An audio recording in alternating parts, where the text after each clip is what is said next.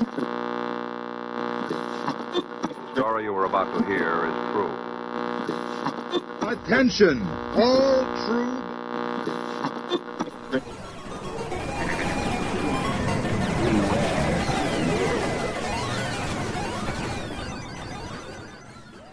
She's alive! Alive!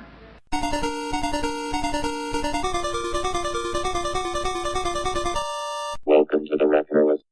I was certainly excited about the Nintendo Entertainment System, but I had been a pretty dedicated Atari fan for years at this point, and while my friends drifted away from it, I had only increased the number of games I had for my Atari 2600, and played it still on a regular basis at this point. But eventually, with the marketing and seeing it in stores, I started to get interested in the Nintendo Entertainment System. Certainly the thing that put it over the top was a day trip my family took into New York City and seeing it on a larger screen at FAO Schwartz, which was a magical toy palace, the stuff of dreams. And there it was, the Nintendo, front and center, a Duck Hunt being played there. And I wanted a Nintendo at that point. But even after I had gotten it, I wasn't pulled into playing it like most of my friends had. I liked Super Mario Brothers, but it just didn't capture my imagination. Then, one year, for my birthday, my grandmother bought me a game for the Nintendo that won me over to the system.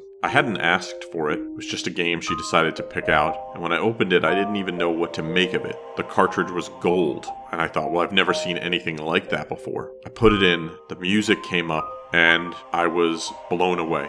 Here was a game that seemed like the closest I could get to an open world on a console. It was as if someone had taken the game Adventure from Atari and fulfilled its destiny. Besides the cartridge and the music, the thing that most people will remember, and myself included, is the scope of the world being big enough that I had to deploy my own map in the game. And I didn't come to that idea quickly, even though I played Dungeons & Dragons and had to map things all the time. I had piles of graph paper just sitting around my room. It took probably 2 weeks of struggling and trying to memorize the game for me to think, oh, I should just draw this out. And so I grabbed a piece of graph paper and I started to move through the screens, not trying to play, but just trying to map. That first map sat before me until I got tired of it and its ugliness, and I made a better map, and then a better map. Eventually, with the mapping and the constant play, I could find my way around that world, Hyrule, like it was my neighborhood, which was the intention of the people who made this game.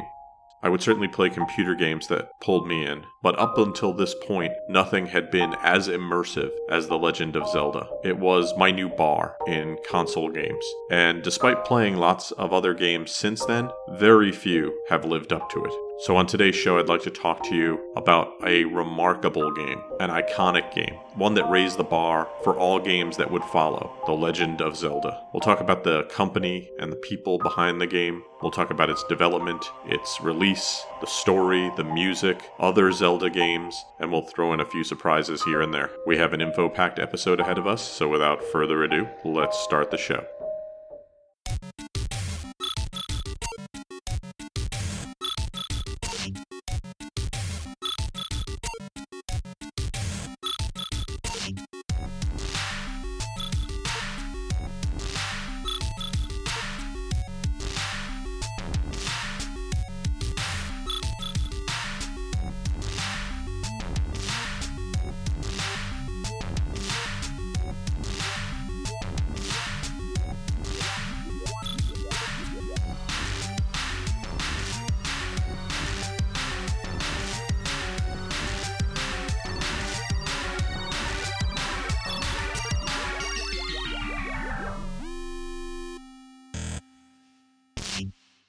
The Legend of Zelda is a action-adventure fantasy game published and developed by Nintendo. It was originally released in Japan as the Hyrule fantasy, Zelda no Densetsu.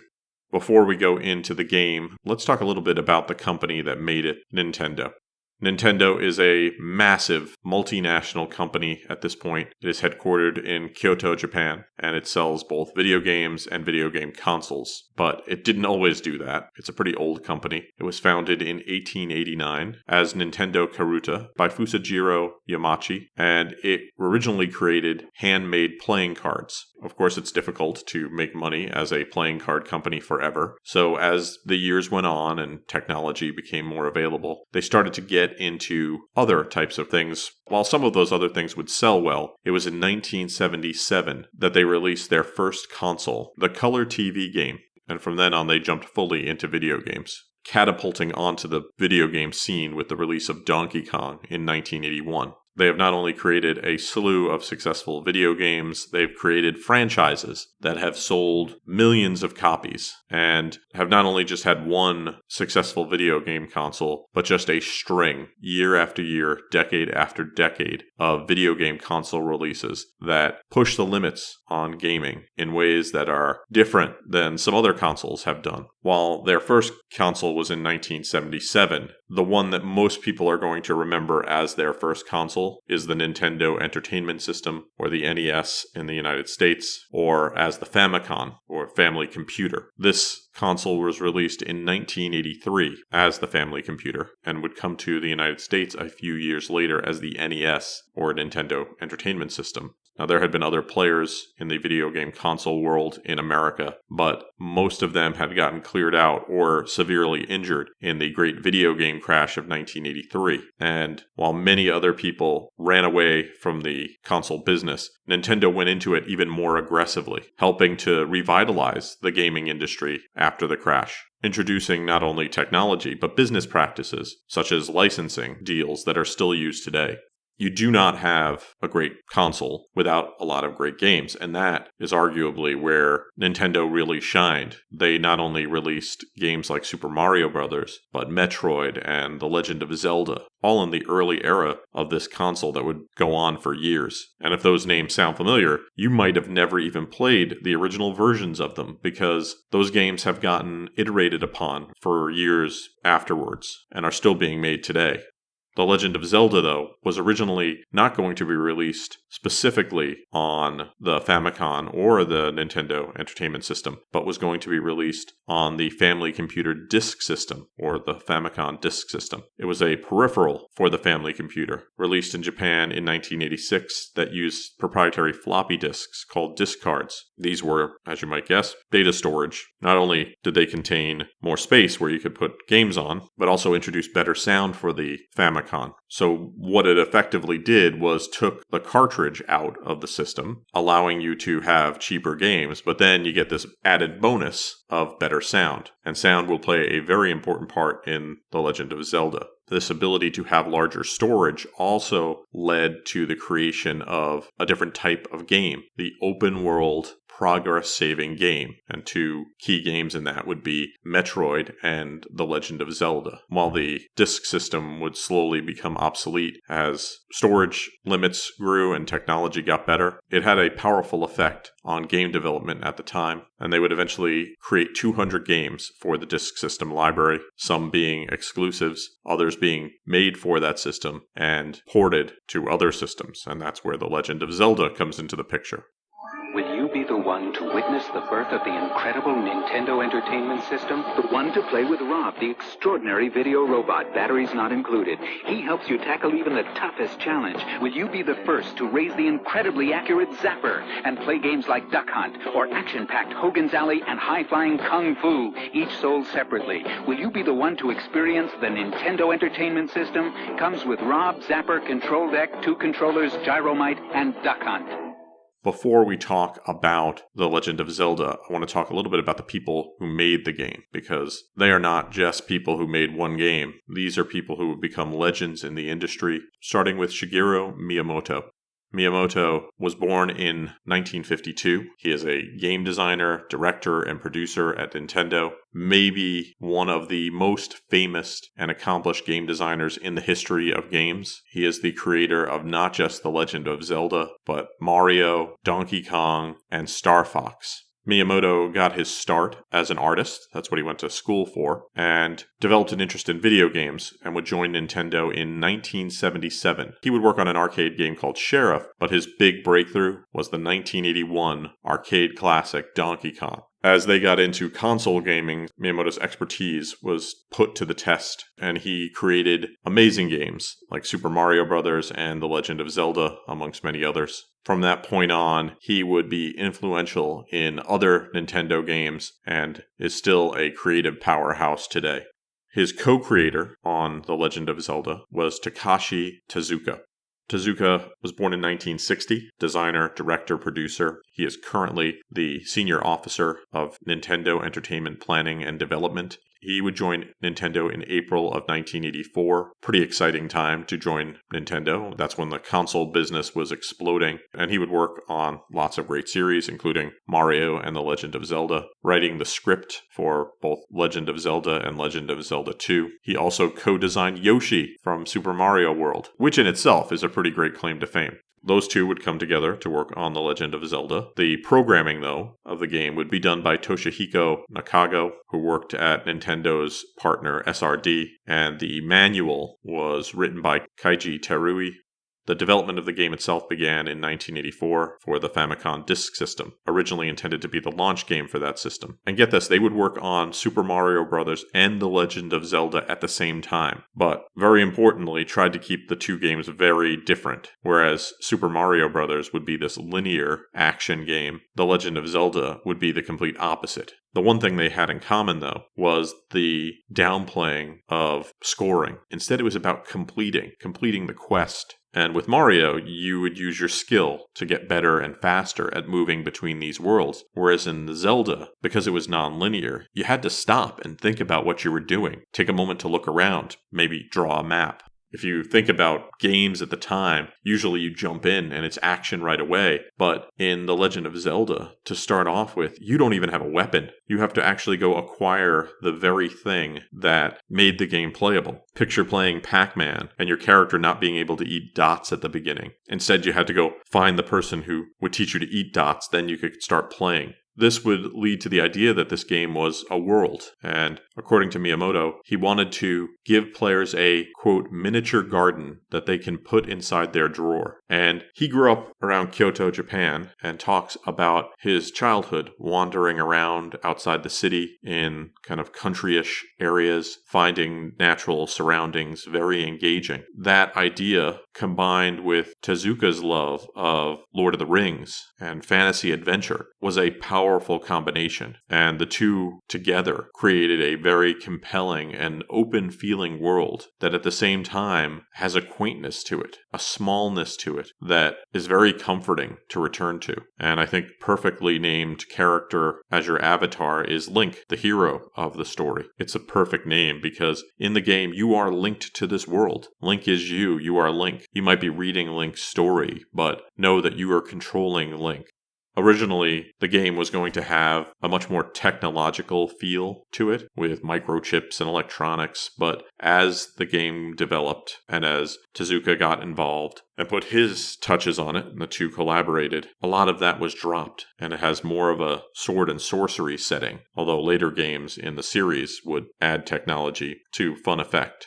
It must have been a really interesting time to develop games, because the market was much wider at that point. Sure, we knew about arcade games, but Nintendo was rolling into an industry that had collapsed, so they could take some chances, and that gave them the freedom to really experiment and come up with this open world concept. It probably would not have been possible, though, without some technology. And while in Japan, they could release this on the disk system, in the US, they needed something else. And the real game changer was the memory management controller chip. These MMCs are special chips designed by various developers for use in the cartridges themselves that extend the capability of the original console, allowing developers to make games games that feature capabilities that the original console couldn't offer alone. And The Legend of Zelda would be put on the MMC1, which was their first custom MMC that integrated support for saved games and multi-directional scrolling. Two things very important to The Legend of Zelda, because when you have an open world, you need to be able to save the game.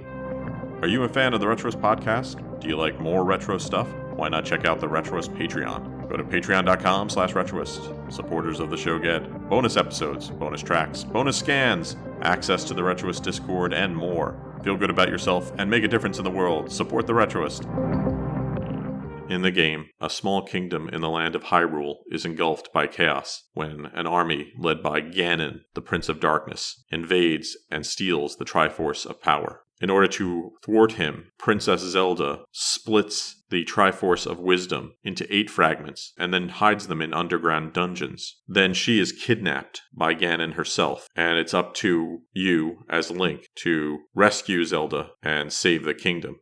In the game, Link needs to locate 8 underworld labyrinths, defeat their guardians, and retrieve each fragment. Then, with the completed Triforce of Wisdom, you will go into Ganon's hideout in Death Mountain, confront him, and destroy him with your silver arrow. To talk about gameplay now, it seems so simple. Because The Legend of Zelda exists is why it sounds so simple. But in the game, which is this open world, the player controls Link from an overhead perspective as you travel between a overworld and an underground world. You start off with just a shield, but you can enter a cave at the very beginning and retrieve your sword. Then, in the course of the game, you can acquire other weapons. You could also acquire loot in the form of rupees, which are used to buy more equipment, ability upgrades, and information. Hidden throughout the world are these dungeons, as I mentioned, that you need to find to get all the pieces of the Triforce of Wisdom. And each one has a unique layout that you need to figure out and map out and solve. The good thing is that you can find treasure in these dungeons as you go along that will help you. The game contains over 600 scenes, with an overworld of 97 scenes and an underworld consisting of 9 multi-scene labyrinths. So it is a pretty large world. But if you're really good at this game, after completing it, you can begin an even more difficult version, the second quest in the game.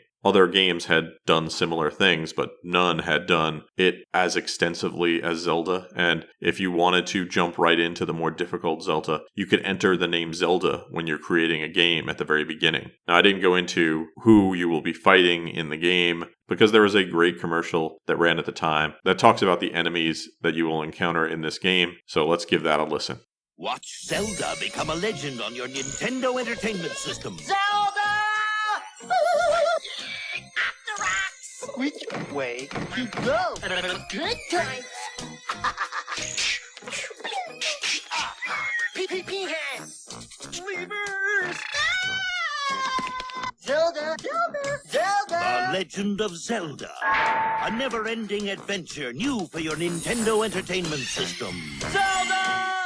While those are the enemies you fought, and you will encounter other characters in the game, the 3 main characters in the game are Link, Princess Zelda, and Ganon, and they will appear in other games in the Zelda universe moving forward. Link is the protagonist of the series. Link is kind of the every person in the game. Anyone can be Link. You can even rename your character something else that's not Link, and Link will be referred to as that character. As I said, Link is kind of your Link to the game. Princess Zelda is the Princess of Hyrule. She's also the guardian of the Triforce of Wisdom. A lot of the Zelda games moving forward have you trying to save Zelda from Ganon, although sometimes she does play a supporting role in the game itself. The name Zelda derives from the novelist and wife of F. Scott Fitzgerald, Zelda Fitzgerald. Fun fact, Robin Williams was such a big fan of The Legend of Zelda that he named his daughter Zelda.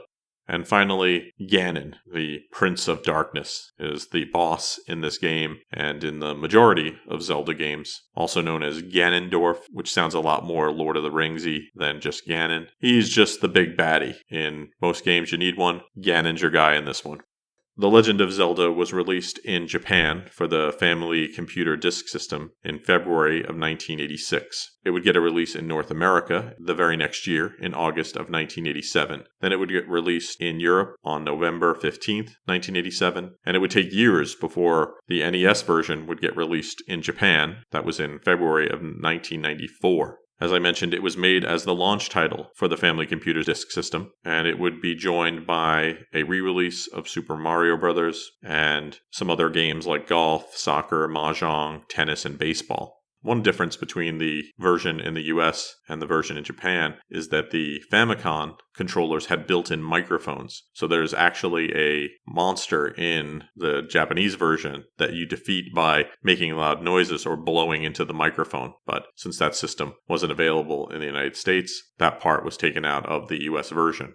As I became a fan of The Legend of Zelda, I started to catch up on the marketing that was going on, and I would see it in magazines. But really, the thing that was amazing about this game was that gold-colored cartridge. It really made it stand out. And a hit it was. By 1988, they had sold 2 million of these gold cartridges in the US. And I don't think it had to do with the fact that Nintendo didn't have a lot of games at this point. They had enough. It's the quality, but also it had really good marketing. As you heard me play that commercial earlier, had a pretty high budget. So high concept, they were thinking, trying to come up with something clever. They hired John Cassier to make all those fun noises, but they ran it everywhere. So you got to see it all the time. And it made you curious, because you might not see it here, but there are images of the game, real footage of the game in the commercial. So you got to see it in action, and it made you want it.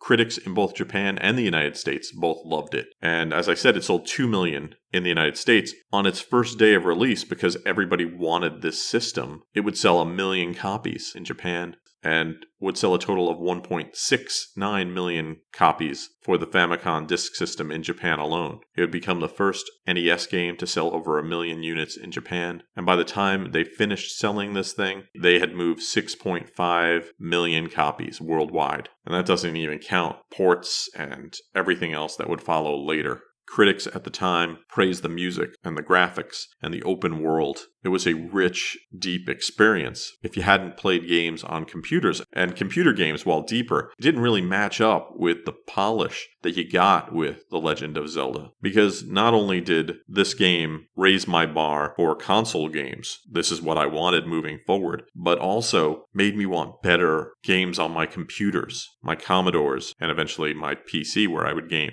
I won't stop talking about its reception in the United States without playing probably one of the more famous bits of marketing for The Legend of Zelda, the Legend of Zelda rap. So if you haven't heard this before, and I'm going to guess most of you have, sit back, relax. This is a fairly remarkable piece of advertising.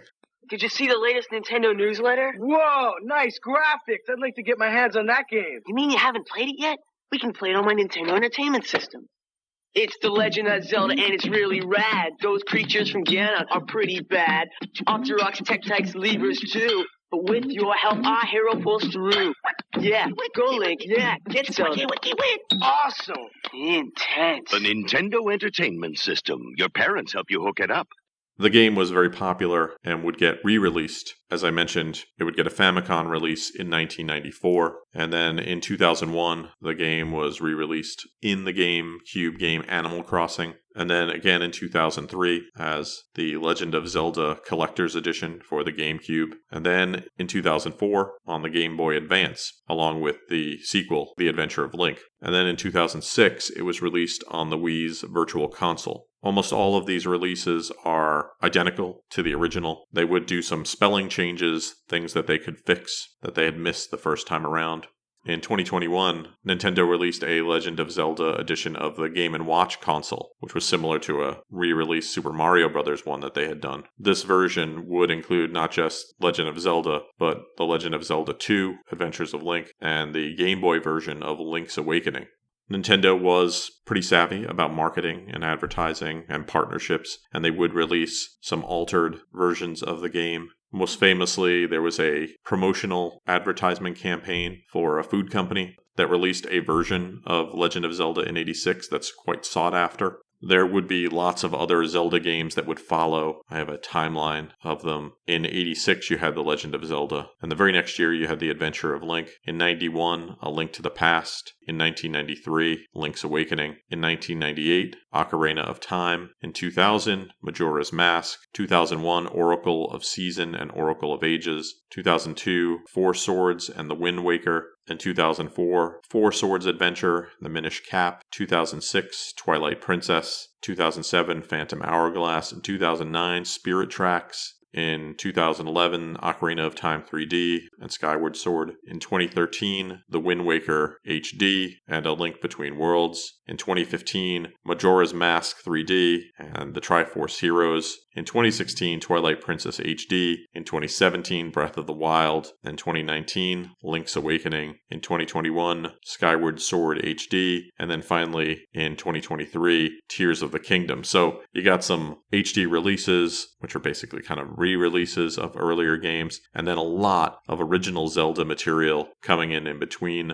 I read through this list, and I couldn't believe how many games there were, because I only played a couple of these over time, and haven't really been in on the newest consoles lately, although I hear about how good they are all the time. You get The Legend of Zelda, you open the front of your console, slide that cartridge in, push it down, hit that power button, and you hear this. That is music done by Koji Kondo. He would compose all the music for the game. Originally, what you heard was supposed to be Bolero by Maurice Ravel, but they were forced to change it late in the development cycle after learning that the copyright for the piece had not expired yet. So he had to come up with a new arrangement within one day. And he did a great job, because that music would become iconic, right up there with the music from Super Mario Brothers. They would eventually release that music if you wanted to hear it. A lot of people post it online, so it's not hard to find. But there's also an album called Famicom 20th Anniversary Original Soundtracks Volume 1. To create the music for the game, Kondo would write on piano and then convert it to NES by entering the music in assembly. Koji Kondo was born in 1961. He is a composer, sound designer who works for Nintendo. When he was at his university, he saw a recruiting message from Nintendo saying they needed a sound programmer and someone to do music composition, and he applied for the job, even though he didn't have any demo tapes. He loved synthesizers, and he loved games, so he thought, that's for me. And so he interviewed with one company, and that's where he's been ever since.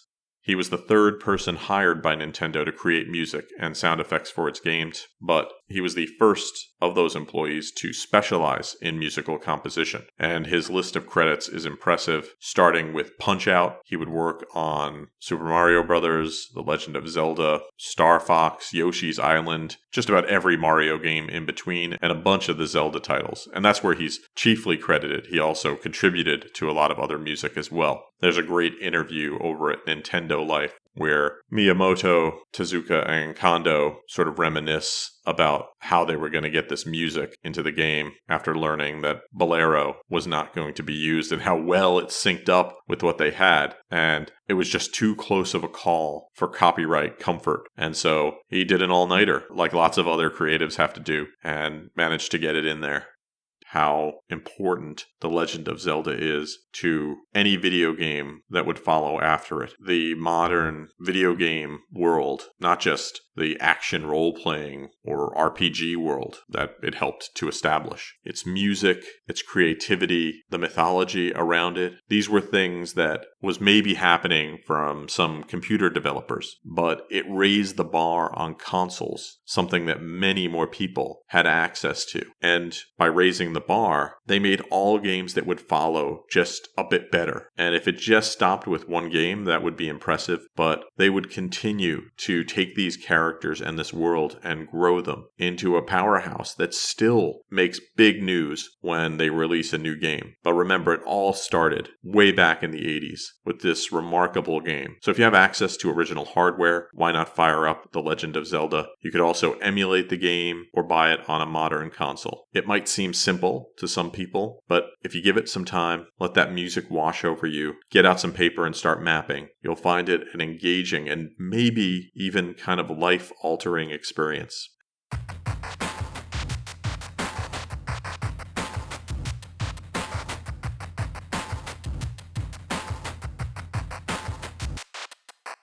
Thanks for listening to the show. For more retro fun, you can drop by the website at retroist.com. You can follow me on social media. I'm at all the major players at the username Retroist. Music you hear on the show is by Peachy. If you like what you hear, you should follow Peachy on Twitter and Twitch. He's at PeachyPixel8. That's the word Peachy, the word pixel, and the number 8. Thanks to everyone who's been supporting the show. If you'd like to support the show, you can do so pretty easily by giving the show a 5-star review wherever you download the show. It's really those 5-star reviews that help people find the show, and if you could do that, I'd really appreciate it. If you'd like to support the show further, you should check out the Retroist Patreon, which is at patreon.com/retroist. For just a few bucks a month, you get bonus episodes, bonus scans, and access to the Retroist Discord, the greatest retro community on the internet. Thanks to everyone for listening to the show, and I hope you have a great weekend.